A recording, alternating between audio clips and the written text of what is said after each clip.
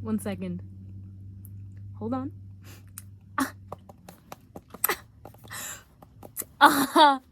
Oh, hello there, good viber. How are you doing today? It is your girl Esther Joy coming at you, and she has her war paint on because she knows what time it is, okay? It is time that we talk about the war on consciousness that is happening right now, okay? But more importantly, we talk about that nasty phone addiction that we've all been battling with, okay? Get out of my face. I love you. So with that being said, we are going to be talking a little bit about phone addiction. We're going to be looking at it from a energetic standpoint. I wanted to educate you and give you a new perspective of looking at phone addiction in intention and hopes to assist you in not letting go of your phone and creating more and doing what you are meant to do here on this earth. And I'm not saying that maybe, if you're like me, you're on your phone a lot because you create content on your phone and well, you share content a lot and you check it on your phone. But with that being said, I'm making this video for you, my dear friend, as well as myself. So if you're new here, welcome to the Good Vibes Delivery family. It's your girl Esther Joy coming at you. We like to talk about love, light, joy, and peace. So if you, my friend, enjoy spreading these vibrations to the bees, the trees, and my niece, then you know you're in the right place. Anyways, just take a moment to acknowledge my my battle paint. It's great today. I know it looks like someone punched me in the nose a little bit there, but please don't do that. So with that being said, friend, let's just hop into it because I'm very, very excited to talk about this. I've been thinking about the right way to go about talking about phone addiction and, the vortexes of consumerism versus creation and how can we, use this to best serve us in our life purpose. So here is the dealio, okay? Most people, the majority of people, they consume a lot. Now, our phone was made to be interactive. It was made to be something of desire because, supply and demand, they need people to demand these devices, and in exchange, they can supply more of it. You supply your time and your attention, and it will demand more of it from you, okay? That's just how it goes.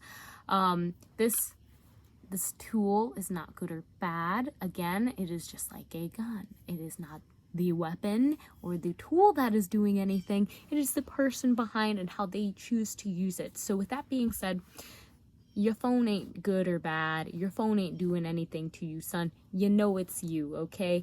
And that's not to bash you. I'm saying this again, calling myself out. When you know that you spend way too much time on your phone, and then you kind of get depressed that you spend too much time on your phone, so you just go in that vortex of more consuming, mindless content to what? Distract yourself. You're bored. You have a little break, and you use that time to treat yourself with a video that makes you laugh. There's nothing wrong with this. I mean, you're watching this video right now, which I sincerely appreciate and love you very much for, by the way. But with that being said, we do want to acknowledge that it is very much like a vortex. And I'm going to be talking about the two kind of vortexes or manifestation portals of the right going to creation and the left going to, let's say, destruction. But in this case, it's going to be emission or absorption. Or like a black hole and a white hole. The black hole is really sucking in a lot of things, just like this black screen probably sucks in a lot of your time and maybe your soul, just like that, okay? So with that being said, here's the first thing we should know. We all have creative talents of one thing or another, okay? Don't say that you don't. I know you do, fam. This could be music, this could be art, this could be carpentry, for all I know. This could be, I don't know, skateboarding. Really, the possibilities are endless. Now, you have this creative passion endeavor that you enjoy. Maybe when you go on your phone, you see other people doing that as well, yay! And then you really like it, so you get sucked into looking at other people doing what you're passionate about, and that can kind of make you feel sad after a while because your brain wants to be the one doing it, and your mind is looking at it, and it might not even know the difference between what that person is doing and what you're doing, except the results after you're done watching the video, and you're like, dang, I'm still in reality, I actually didn't go skydiving. Let's watch another video because that was a great dopamine high and I would love to feel that again. Woohoo! So with that being said, that begins a loop of going back, finding more consumption. And the more that we can consume, the less we have to create, or the less we might feel the want to create. I could be wrong on this, of course. I could be wrong, okay? So with that being said, it's really important for you to know that in this vortex, you are either consuming what you're passionate about or you're creating what you're passionate about. Which one do you want to be on? Now, how does this come into our phone addiction?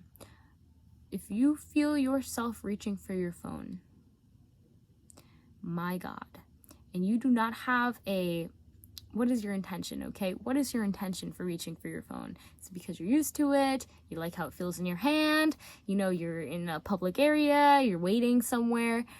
What is the intention? It's good to get inspiration from other people and to see what they're doing so that you can allow yourself to be inspired and go and pursue your passions. But if you're not actually taking action after you watch and consume some of that inspirational content, then what are you doing? I'm just asking, okay? With that being said, the things that you're passionate about them because they light that spark in you. They make you feel good. They make you feel a drive and a will and a want to do more of it. So you know this, I know this. Why do we not do more of that? Okay, don't give me excuses. I just want to know how we can do more of it, okay? And I think that is going to be from taking a little bit of that consumption time and converting it into creation time away from your phone. And that is one way out of the 3 ways we're going to be talking about in this video to clear out, get that phone out of your face and slowly, combat the war on consciousness that is happening. Also phone addiction, because phone addiction is a very big thing. That is how a lot of the mind control, and I feel like I'm a conspiracy theorist right now. Maybe I am a little bit, okay? But really, like, the mind, just be aware that, like, your mind is, when you are just watching and scrolling through content, every single little interaction is being impressed upon your subconscious mind. It's also being collected by whatever companies or corporations that you are on, because they do like to collect that kind of data to know how you are reacting so that they can create and put more content that will boost your reactions and increase your dopamine levels so that you will come back. And that is how they continue to have this loop, and that is what the algorithm is trying to do, to keep you on their server, on your device, as long as it possibly can. And that is just how it's designed to do. So the first topic that we talked about in phone addiction is our passions. What are we passionate about? It's really important that if you are looking at content that is directly related to what you're passionate about, that you also are working on what you're passionate about. If you are just consuming content about what you like, and you feel like you're watching this video right now, which means that on some level you were like, maybe I have a little bit of a phone addiction, maybe. Like, trust me fam, I spend way too much time on my phone. I already know that.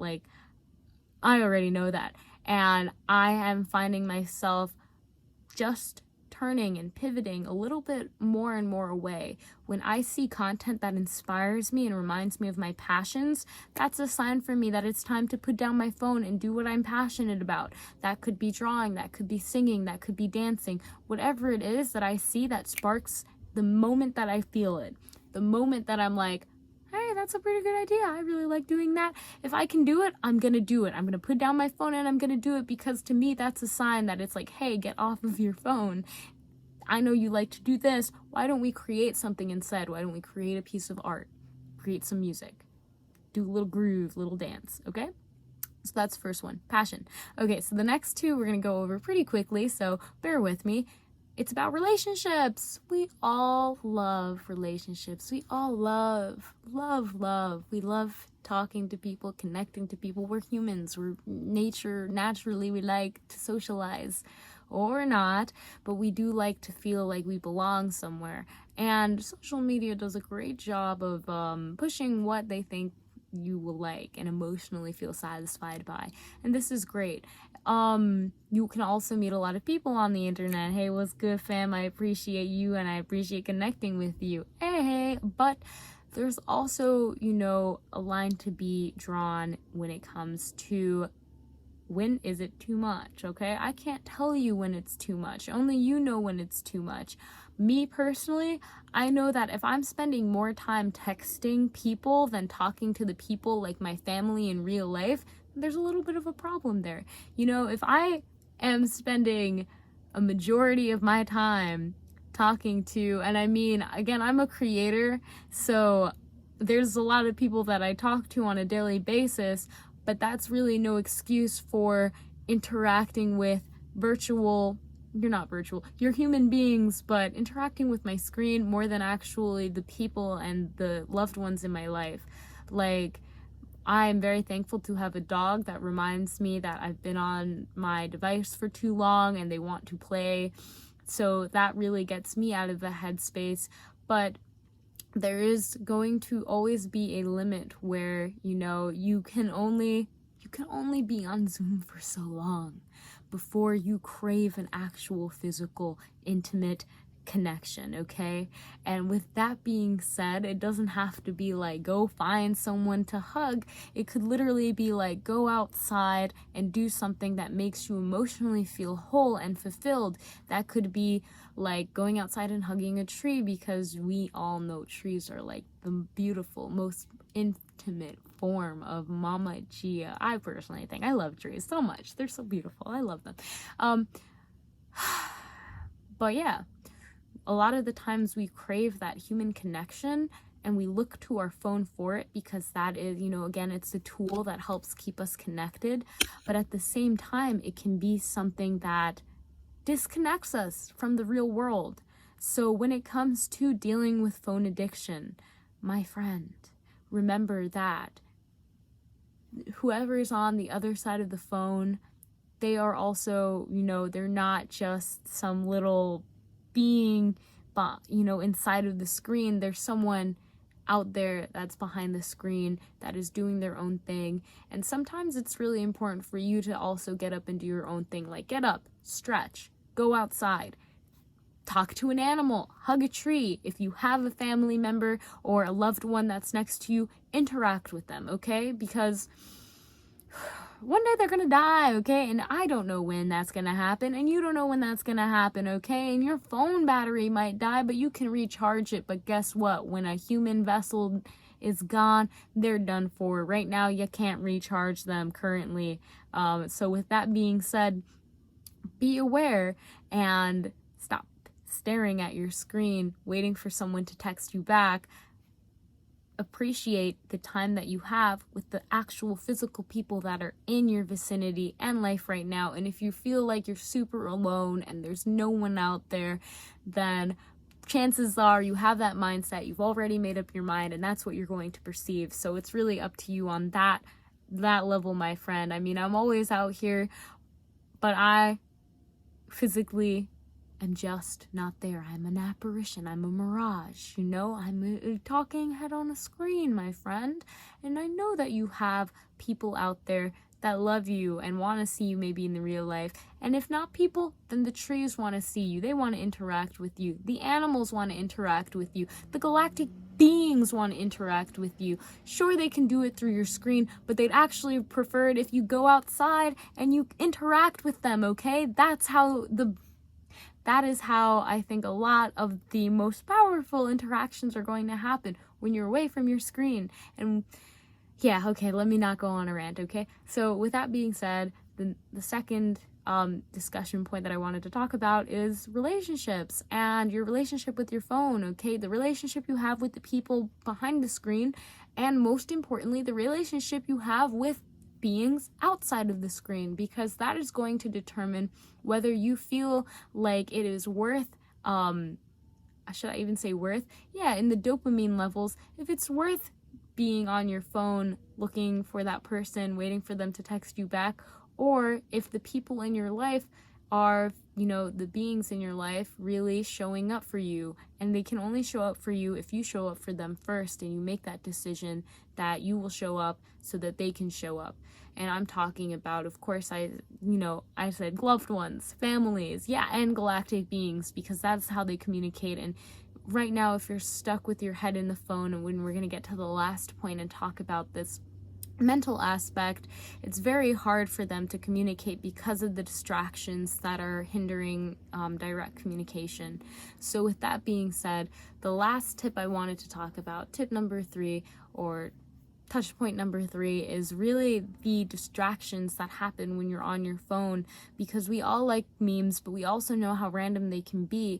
And sometimes content in itself, it can be really funny, and it can be like, whoa, I wasn't expecting that, like a cat playing the piano and now they're flying, or something like that. Like, there's so many random things on the internet, which is lovely, but at the same time kind of distracting. It's like, no one asked for me to see a llama eating pizza, but I'm mildly amused. I'm not sure how I'm going to use this in life, and it's a bit of a distracting point, but that llama eating pizza is going to stand out so much more than maybe your mundane life, because it's so random that it becomes a distraction that you want to relive that kind of weird random moment, and you look for more randomness. You look for more distractions actually than focusing. And there is a point where you don't even realize that some of the content you are looking at is purposely distracting you from waking up and being aware that, okay, I'm not even gonna get into more conspiracy theories when, it's staged or fake, or they just put it there, because guess what? I can't even say anything. This whole reality is a stimulation in itself. But with that being said, I really wanted to talk about the last touch point, being with your phone when you feel bored, when you feel tired, I guess is the word that you could use to describe it, when your mind wants a rest, and you think that using your phone is resting your mind, watching mindless videos is resting your mind, when in reality your mind is still working very hard to comprehend what is going on.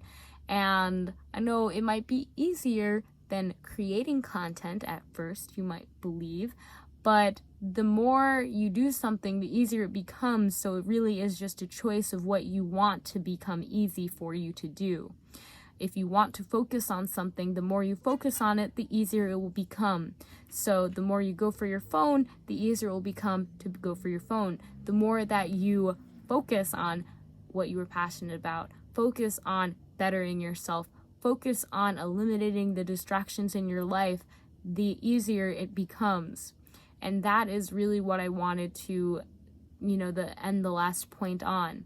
The more you focus, my friend, it's all about your awareness. If you're aware that you're spending too much on your phone, time on your phone, if you're aware that you're consuming more than you're creating, if you're aware that you are just looking for some kind of relationship outside of yourself within the screen, if you're aware that you are distracted, if you are aware of these things, then you have the opportunity to change them like this forever. So just like this, do it with me, snap your fingers and know that it is so. If you choose to, then it is done.